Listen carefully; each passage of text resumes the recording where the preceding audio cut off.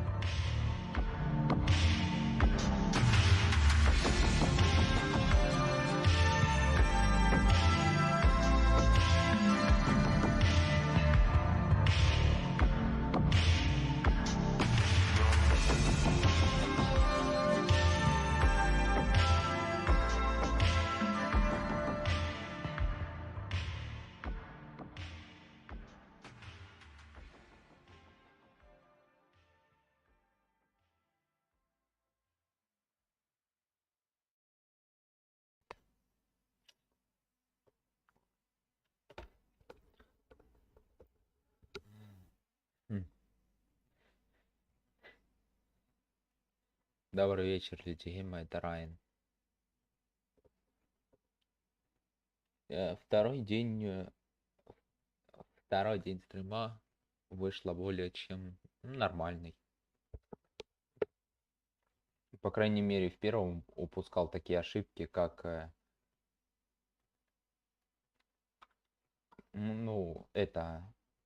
когда я стрим делал один раз, я забывал включать, не тоже включать, показывать видео, да, там, смотрим, я смотрел это, как его, то или иное видео показывал, и я подзабывал их. Ага, кажется, трансляция запинков начинается. Могу понимать. Во втором я бы хотя бы тоже не допустить того, чтобы при показе видео я, чисто случайно не отражается.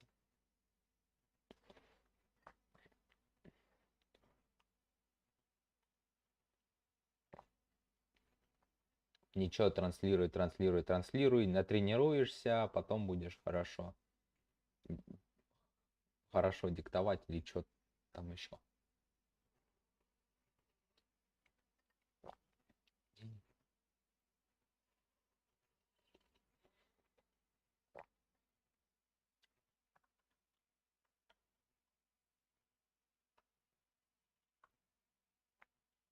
Я ебал эту хуйню, эту войну, эту войну.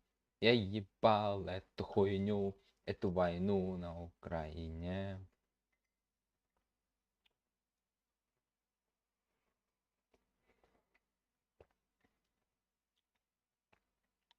Я ебал эту хуйню, эту войну, эту войну.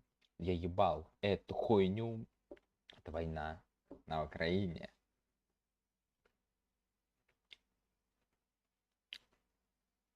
Или все-таки в Украине, или в жопе. Или где угодно.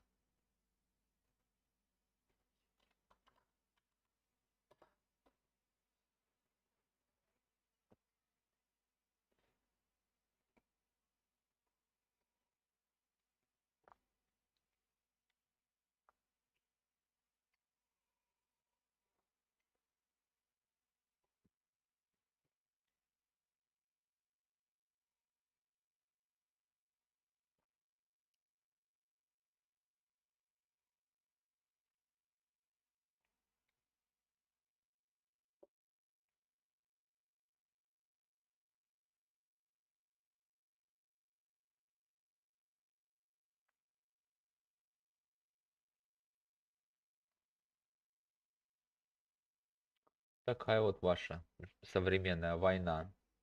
Либо за идею борем, либо за идею воюем, либо за деньги. Вот в 40-х люди за идею воевали. За идею. Именно том. Вот, к примеру, Первой мировой воевали за свое величие. А Российская империя, я не знаю, почему она вообще туда поперла. Ой. Научусь на стримах это все сдерживать. Ничего.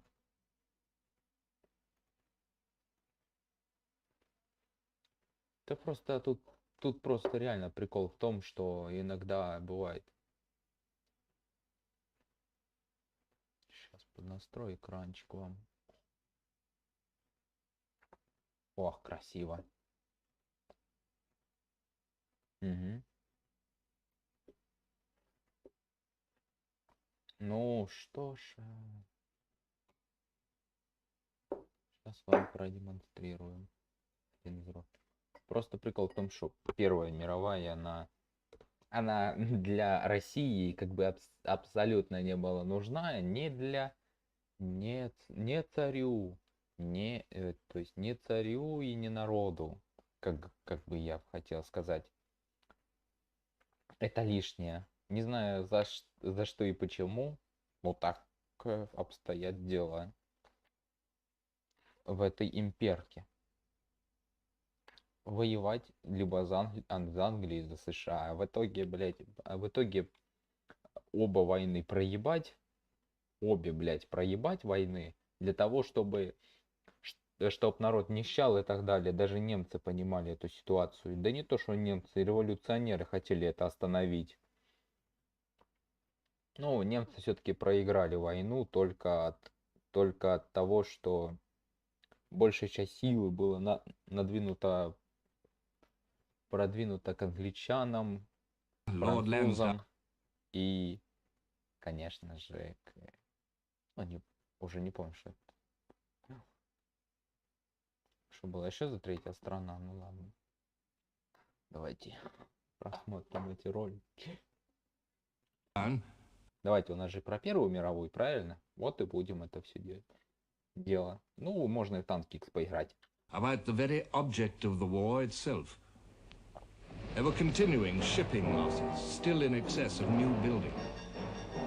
There were food shortages and a frightening influenza epidemic.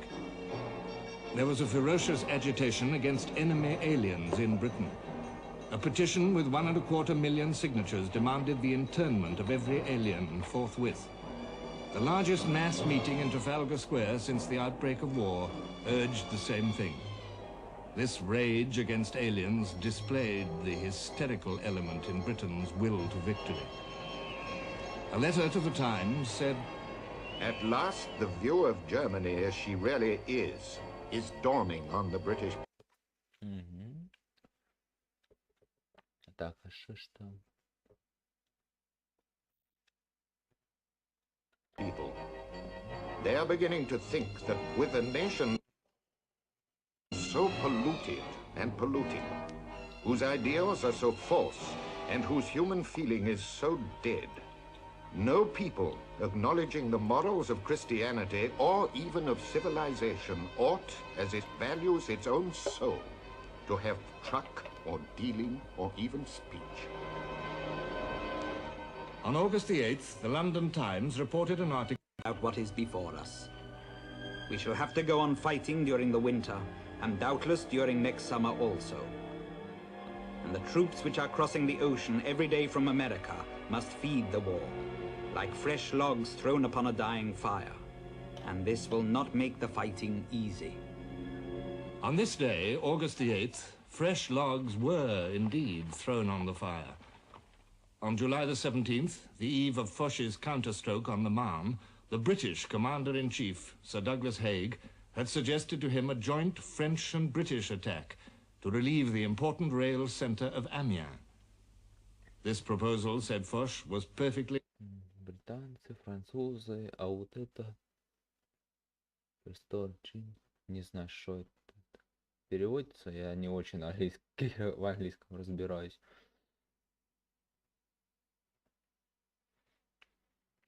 in harmony with my way of looking at the matter. То есть это вроде точка сдерживания или атака, или что-то такое. Опять же, да, я туда всовываюсь, но не очень-то и знаю эту Первую мировую. Так как давайте все вместе это познавать.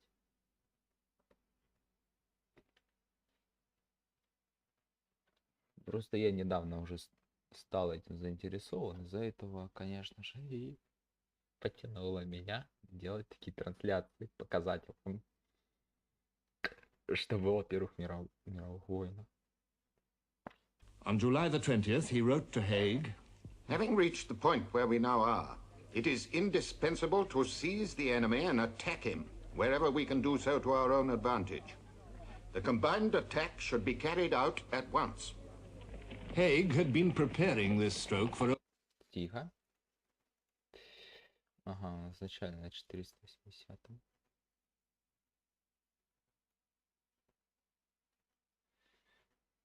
Так, давайте тогда русский поставим. Ну, кривой будет перевод, но заново тогда можем просмотреть. Itself. There were continuing shipping losses, still in excess of new building. There were food shortages and a frightening influenza epidemic. There was a ferocious agitation against enemy aliens in Britain. Враждебных инопланетян. Шо? Каких? Либо ты переводчик тут виноват, либо агитация. A petition with 1.25 million signatures demanded the internment of every alien forthwith. The largest mass meeting in Trafalgar Square since the outbreak of war urged the same thing. This rage against aliens displayed the hysterical Иностранцев. element in Britain's will to victory. Может, я и в прошлом это тоже перепутал. Инопланетяне, блять, ладно. Иностранцы так иностранцы. A letter to the Times said, At last, the view of Germany as she really is dawning on the British people. They are beginning to think that with a nation so polluted and polluting, whose ideals are so false, and whose human feeling is so dead, no people acknowledging the morals of Christianity or even of civilization ought, as it values its own soul, to have truck or dealing or even speech. On August the 8th, the London Times reported an article in the Frankfurter Zeitung. There would be little sense in yielding to illusions about what is before us. We shall have to go on fighting during the winter, and doubtless during next summer also. And the troops which are crossing the ocean every day from America must feed the war, like fresh logs thrown upon a dying fire, and this will not make the fighting easy. On this day, August the 8th, fresh logs were indeed thrown on the fire. On July the 17th, the eve of Foch's counterstroke on the Marne, the British Commander-in-Chief, Sir Douglas Haig, had suggested to him a joint French and British attack to relieve the important rail centre of Amiens. This proposal said... От меня. От тебя, что ли, освобождать? Да, вот опять же этот автоматический переводчик. Что ж ты творишь? Это какого меня? Освобождать железную дорогу или что-то? А, железнодорожный узел. Foch was perfectly in harmony with my way of looking at the matter. On July the 20th, he wrote to Haig, Having reached the point where we now are, it is indispensable to seize the enemy and attack him, wherever we can do so to our own advantage. Так, покатите. Трансляцию включил. А что насчет... А, монитор тоже включен. Тогда все окей. The combined attack should be carried out at once. Haig had been preparing this stroke for over 2 months. He entrusted it to General Rawlinson's Fourth Army. The whole British Army was now a very different force from the one which emerged from the great, costly defensive battles of March and April. Haig recognized the transformation. 2 months of comparative quiet worked a great change in the condition of the British armies. The drafts sent out from England had been largely absorbed. Many of the reinforcements from other fronts had arrived, and the number of our effective infantry divisions had risen from 45 to 52. In artillery, we were stronger than we had ever been. The British Army was ready to take the offensive. By 1918, British war production was truly organized on the scale of these tremendous needs. In March and April, under the German hammer blows, the British Army lost over 1,000 guns and vast quantities of war material. British production was able to replace these losses before the same battles were over. At the end of April, the King addressed a message to the munitions workers. The King has learned from the military authorities that practically all the losses and expenditure of munitions during the battle have already been made good without any undue depletion of normal reserves, out of the resources which have been held in readiness and by the additional effort which had been made. There are now actually more serviceable guns, machine guns and aeroplanes with the British armies in the field than there were on the eve of the German attack. Thus fortified, Haig completed his preparations to counterattack. But, as 1916 and 1917 had shown, something more was needed than filled ranks and vast stocks of war material. Secrecy. By every trick in the book, the British Fourth Army worked to achieve surprise. Every soldier had a notice pasted into his paybook. It said, "Keep your mouth shut. The success of any operation we carry out depends chiefly on surprise. Do not talk. When you know that your unit is making preparations for an attack, don't talk about them to men in other units or to strangers. And keep your mouth shut, especially in public places." Чтобы вас не выдали, где вы находитесь, или что-то такого, да? Да? Не говорите позиции, не говорите того, где те или иные находятся, а то иначе раскроют или просто или передадут другим врагам. Возможно, у нас тоже нельзя будет в нынешней ситуации давать позиции. Да, там приходишь, говоришь, что у вас там в городе где-то в какой-то точке там стоит вооружение. И такие, то есть и страна нашего врага, или враги, да, просто бы пошли и разбомбили это место. А кто в этом был бы виноват? Ты. Именно ты.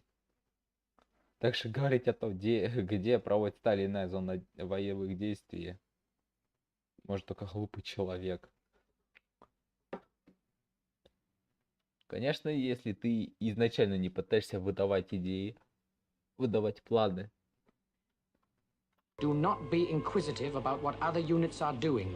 If you hear or see anything, keep it to yourself.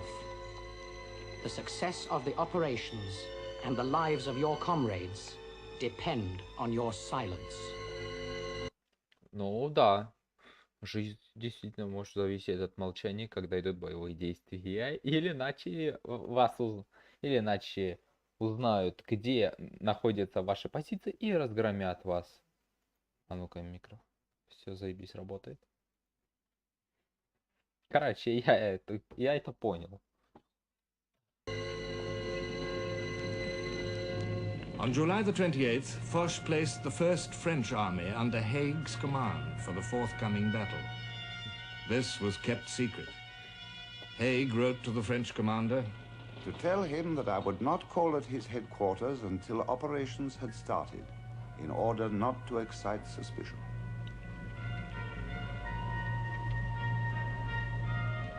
Behind the Australians was massed another formidable fighting unit, the Canadian Corps, nearly 100,000 strong. This too was kept secret.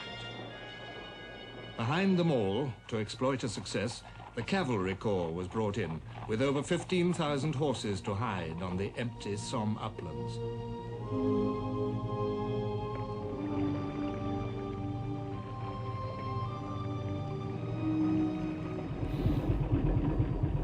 Over 2,000 guns were assembled, also in secrecy. Правильно, все в секрете. Даже в дальнейшем будущем все, что было создано, сохраняется в секрете. Если это все раскрывается, естественно, будут виноваты те, кто выдает позиции врага. То есть позиции наших. Если вы выдаете наши позиции, да, потому что все должно быть секретным. Да, сейчас у нас, поскольку средством массовой информации, люди могут узнать, где может надвигаться техника. Да, к примеру, если ты сейчас говоришь, что там в Белгороде стоят военная техника, так это не выдача позиции, так как даже в средствах массовой информации это показано, что и где. Но вот если говорить о точных позициях твоего врага, да, где оно именно находится, или тайную технику, которую завозят, там разработки и так далее, например, сказать там или в той или иной местности находится какая-то секретная база, скрытая от других глаз, и все. Враги узнают, что ваша техника находится в том или ином поле, а значит теперь либо СМИ, либо армия другой страны узнает, где она находится, и эту ответственность несешь именно ты за то, что ты выдал врагам свои секреты. And since this was 1918 and a different style of war, Rawlinson had under his command, silently gathered, some 800 aircraft and 534 tanks. Of all this, the German High Command knew nothing. On August the 4th, Ludendorff composed an order of the day. I'm under the impression that in many quarters the possibility of an enemy offensive is viewed with a certain degree of apprehension. There is nothing to justify this apprehension, provided our troops are vigilant and do their duty. The Battle of Amiens opened at 4:20 a.m. on August the 8th. We are the dead. Short days ago we lived, felt dawn, saw sunset glow, loved and were loved, and now we lie in Flanders fields. Take up our quarrel with the foe. To you from failing hands we throw the torch, be yours to hold it high. If ye break faith with us who die, we shall not sleep.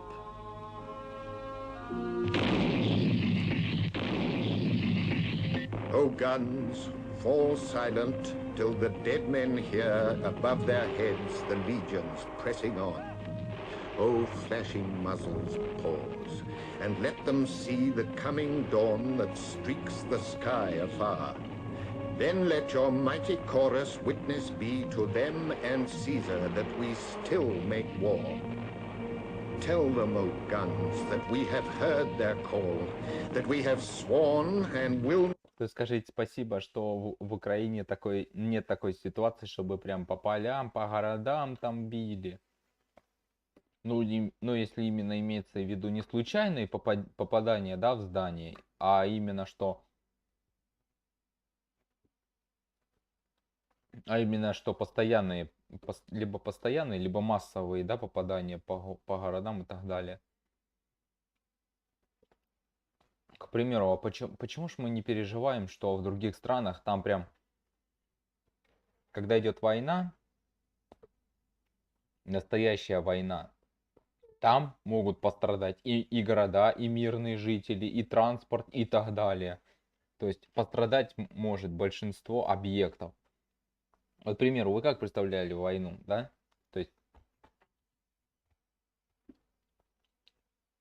То есть едет военная техника, вы там идете, да, вот это все. То есть идут там бойцы, а города все поразрушены там, и мирных там, да, там. Люди могут и мирных там убивать, и здания уничтожать и так далее. При этом вы же понимаете, что в настоящих войнах страдают и могут пострадать и мирные жители, причем массово. Что вы просыпаетесь в обрушенных городах из-за того, что опять же более массовые битвы. И, конечно, если я могу подумать в том, что если они не идут воевать вместо Украины или типа за нее, да, там Европейский Союз или Атлантический Союз, да, как он там, НАТО, вот этот. Это не значит, что... Это 100% не значит, что они бросят Украину на произвол судьбы.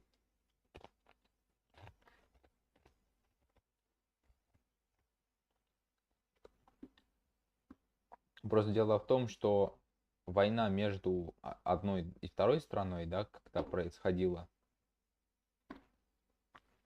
ну, то есть когда началась мировая война,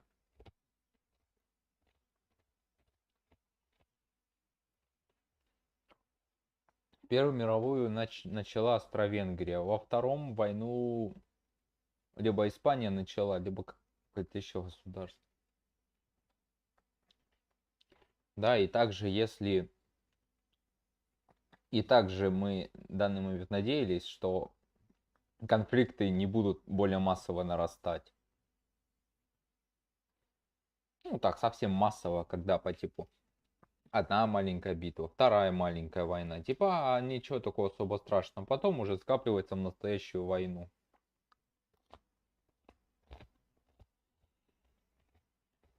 Not turn aside, that we will onward till we win or fall, that we will keep the faith for which they died. 0 hour, 8th of August. 400 tanks along the Aniene front. Is there a man alive of us who forgets? What a day. 400 tanks in line of battle. Good going, firm ground. The air grows electric. 2 minutes to go. Watch his tick, heart's beat. 1 minute to go. Then the whole world upheaves. No words can describe it.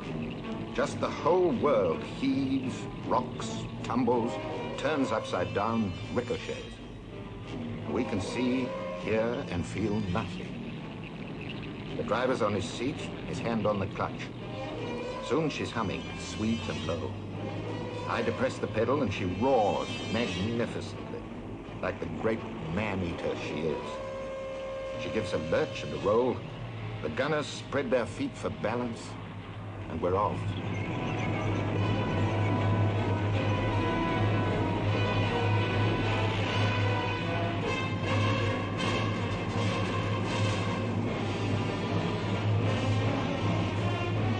The going was marvellous. Grass was just like you'd put in your front garden, just like a bit of Cumberland turf. It was springy. You felt you were in for a joyride.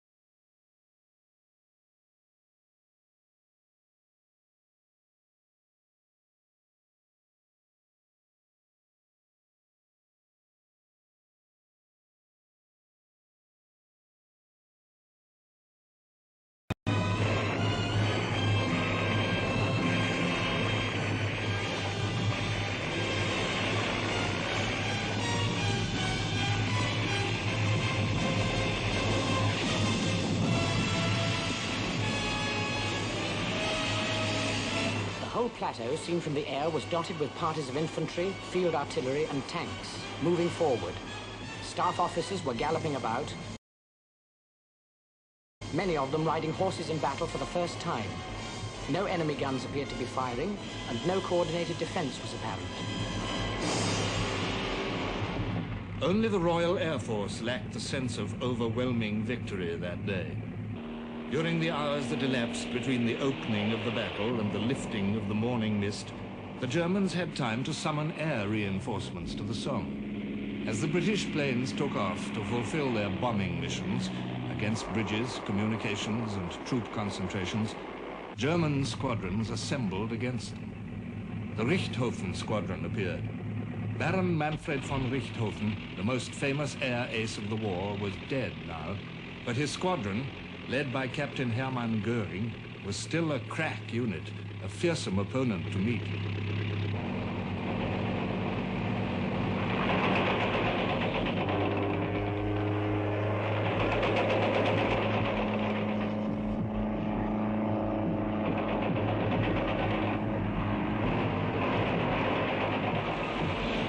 The Royal Air Force lost 44 machines in battle, and 52 more were wrecked.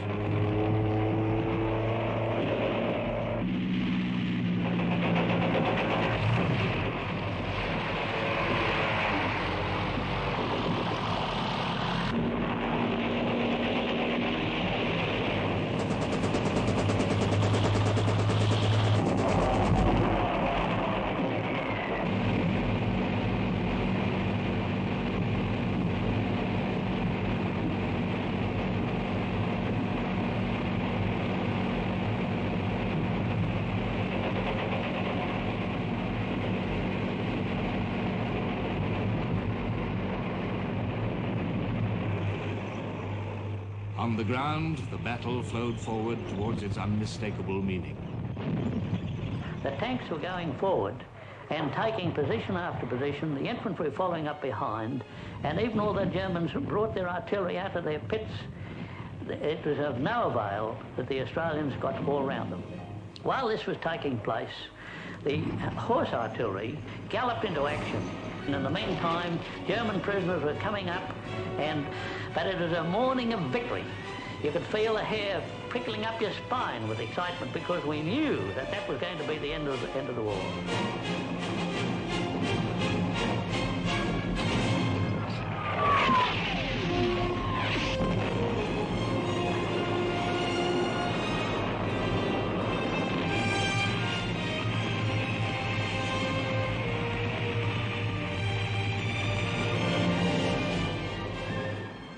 1:30, the Australians were on all their objectives. They had captured over 7,800 prisoners and 173 guns. The Canadians made the deepest advance, nearly 8 miles, and took nearly 5,000 prisoners. Altogether, the British and French armies captured some 15,000 Germans that day. Was this the reward, at last, of patient years of endeavour? Was this what Vimy might have been, what Messines should have been, what Cambrai could have been? Field Marshal Haig wrote, "The situation has developed more favorably for us than I, optimist though I am, had dared to hope." Ludendorff wrote, August the 8th was the black day of the German army in the history of this war. This was the worst experience that I had to go through.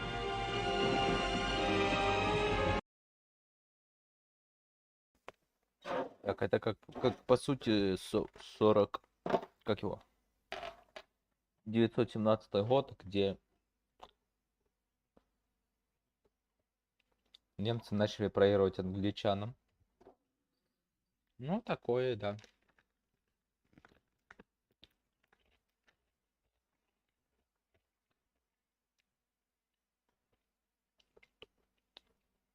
То есть держали и выиграли, по сути.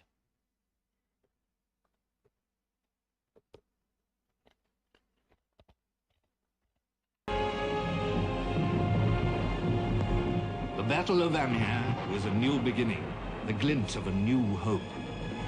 The advance slowed, but the feel of a great occasion did not diminish. German resistance stiffened as usual, and each mile gained brought the British nearer to the old, devastated Somme battlefields of 1916, a dreadful wilderness to fight in. But Amiens, on August the 8th, struck such a blow at German morale as it had never sustained before. As the German support divisions moved up, they met men who shouted to them, You want to prolong the war? If the enemy were only over the Rhine, the war would be over. We thought we'd set the thing going. Now you fools are corking up the hole again. Ludendorff was appalled at the reports which reached him. Everything I had feared had here, in one place, become a reality. Our war machine was no longer efficient. The 8th of August put the decline of our fighting power beyond all doubt. The war must be ended. More slowly now, but steadily, the Allies pressed forward. On August the 11th, there was a meeting of the German Supreme Command. Ludendorff offered his resignation, but it was not accepted. The truth, however, could not be disguised. The Kaiser told his generals, I see that we must strike a balance. We have nearly reached the limit of our powers of endurance. The war must be ended. The war must be ended. At last, the realization came home. At last, the leaders of the German army, the mightiest instrument of power that the world had seen, knew that they could not win.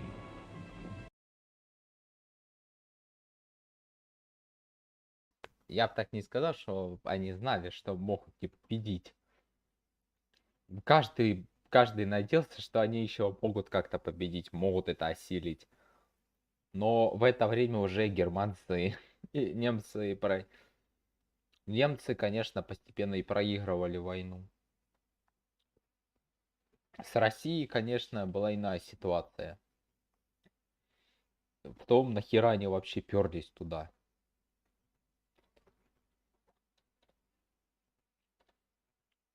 The London Times wrote, The new Franco-British offensive, initiated under the command of Sir Douglas Haig, is one of the most gratifying surprises of the war. It surprised the British public just as much as the enemy, for never has a secret been better kept. Daunted by the collapse of so many false hopes in years past, the British public only hesitatingly comprehended what its army had achieved. In Germany, and among her weakened and wearied allies, realization came more swiftly. A Vienna paper wrote, The German retreat on the Marne concerns us just as much as if our own troops had been fighting there. The beating hearts with which we follow the news of the battle at Amiens are inspired by our comprehension of the extent to which our destiny is interwoven with these events. Austria needed peace. Bulgaria needed peace. Turkey needed peace. Now Germany was learning that she too needed peace. But what sort of peace? Да, Германии нужен, типа, был...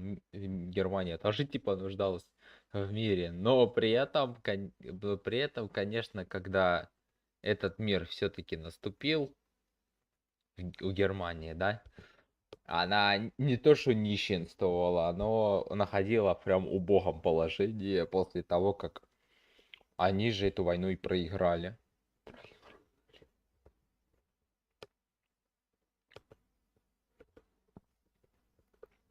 Да, им нужен был мир. Только не такой мир, чтобы их прям обдирали и жили в нищете. Вот такая вот судьба немцев была.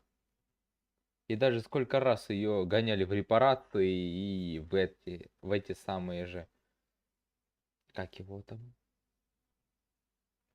Где коррупция, как называемая? Кибер или ультраинфляция, в котором Германия углубилась. The voice of the Junker insisted, I should like to say to our people, do not lose your nerves. Do not become sentimental. Show a hard face to your enemies and say plainly to them that you need this and need that, and therefore will keep that much of what you have taken from them, because you are the conquerors. Germany began to learn that there could be no negotiating of peace, no compromise accommodation. The righteous wrath of the American people, embodied in President Wilson, the determination of Britain, passionately asserted by Lloyd George, would not contemplate such a thing. And Clemenceau had spoken for France. I, gentlemen, I wage war. In domestic policies I wage war. In foreign policies I wage war. Always, everywhere, I wage war. And I shall continue to wage war until the last quarter of an hour. How long, O Lord, how long before the flood of crimson welling carnage shall abate? From sodden plains in west and east, the blood of kindly men streams up in mists of hate, polluting thy clean air. And nations great in reputation of the arts that bind the world with hopes of heaven sink to the state of brute barbarians, whose ferocious mind gloats o'er the bloody havoc of their kind, not knowing love or mercy. Lord, how long shall Satan in high places lead the blind to battle for the passions of the strong?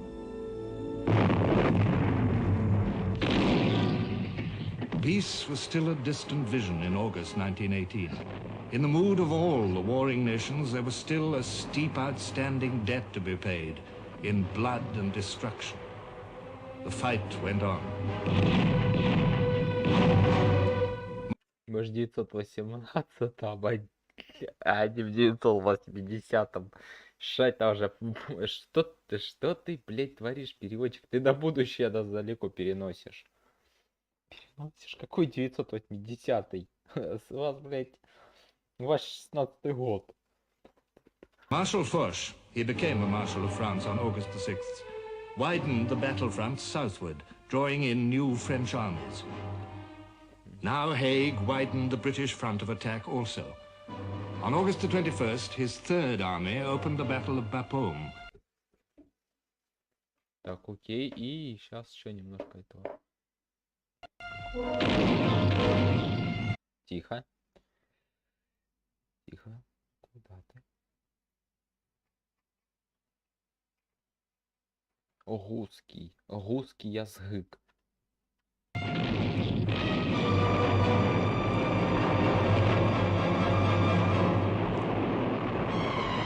Bapaume fell to the New Zealanders on August the 30th. In this battle, the British captured 34,000 men and 270 guns. Before it ended, Haig flung in his first army, attacking still further to the north, along the river Scarp. Переводчик, я ж тебя так обожаю.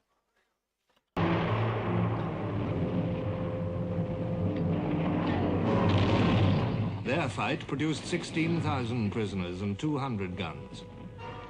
Что-то в 6, блядь, закончилось. And so into September, and yet another battle by the 4th and 3rd armies. 12,000 prisoners and 100 guns.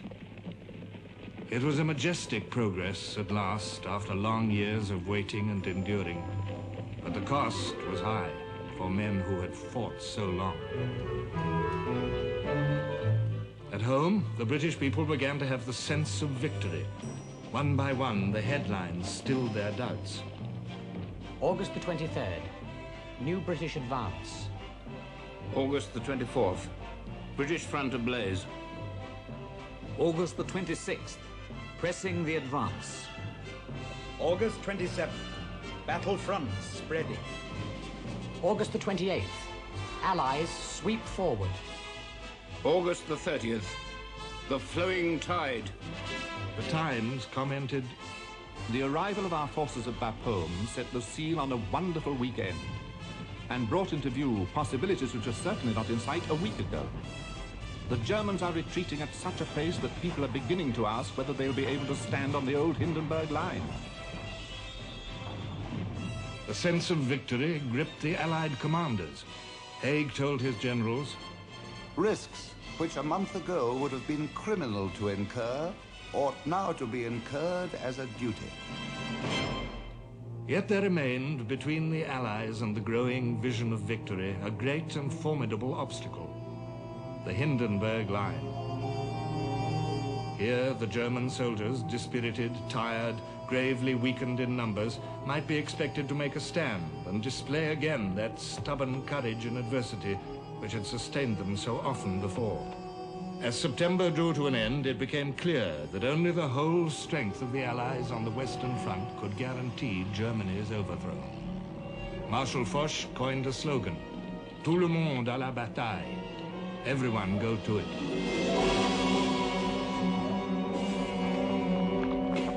Now the Americans joined in, fighting as an army in their own right. Already on September the 12th, they had cleared the Saint-Mihiel salient near the... Конечно, а как же Америка? Америка как хороший союзник. Всегда в последнее время время присоединяются. Как же это круто. И во Второй мировой последнее время присоединялись. И в Первой мировой последнее время. И когда уже Украина будет так серьезно подавлена, или когда типа что-то будет, или когда типа еще Третья мировая, тут опять будут какие-то победы, и для победы США опять пойдет типа помогать. Помогла уже, спасибо, Америка. Famous fortress of Verdun, taking 15,000 prisoners and 450 guns. It was a fine achievement in their first great offensive. But now, for the massed blow of the whole alliance, the direction of the American effort had to be changed. By a tremendous feat of organization and administration, the ever-expanding American army was shifted to the Argonne to strike northward, while the French and British marched east.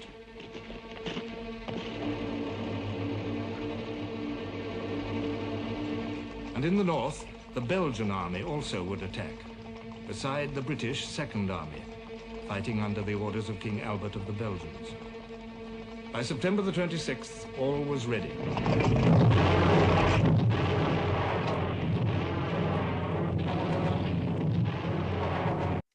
Так. Понимаю, не-не-няю, на-на-на-на-на-няю.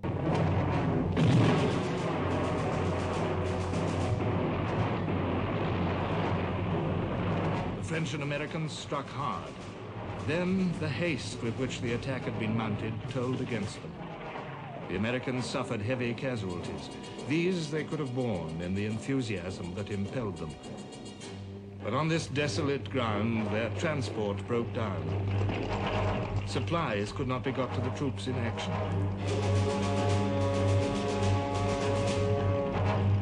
The wounded could not be removed. It didn't matter. On September the 27th, the British 3rd and 1st Armies struck at the Hindenburg Line itself and made a breach 12 miles wide and 6 miles deep.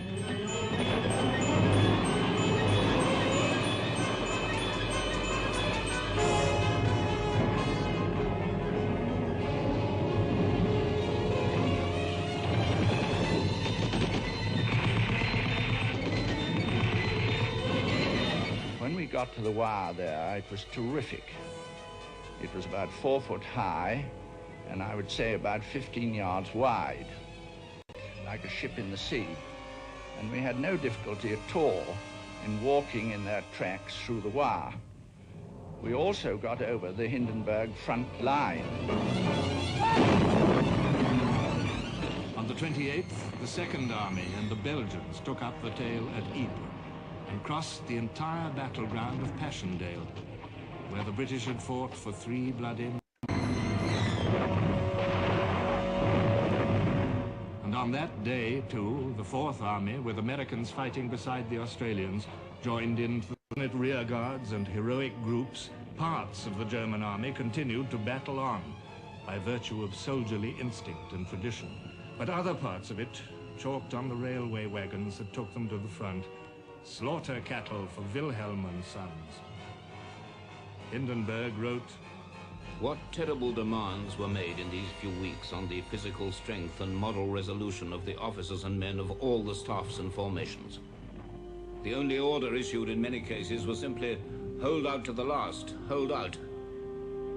What a renunciation after so many glorious days of brilliant victories.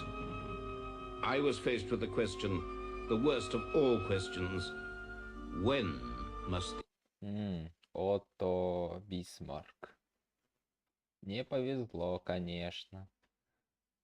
Нам бы желательно бы с Германией было присоединиться, ежели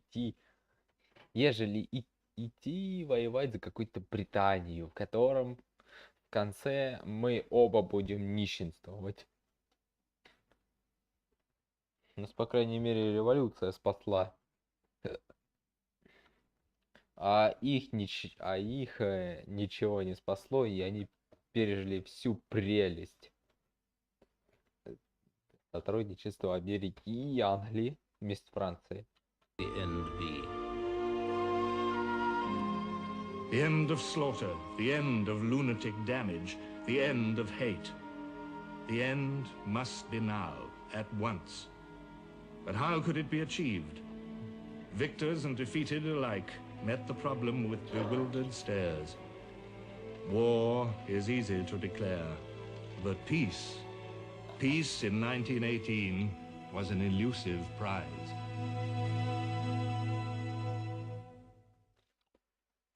Прошло сколько там лет, после того, как эта война прошла?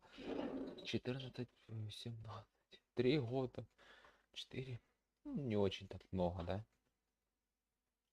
Более длинная война прошла лет так 6.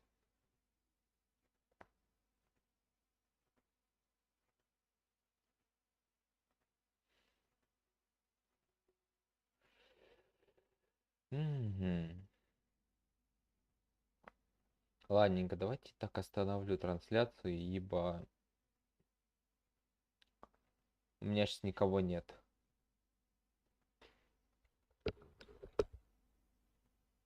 Сейчас ни одного зрителя. И пока, по крайней мере,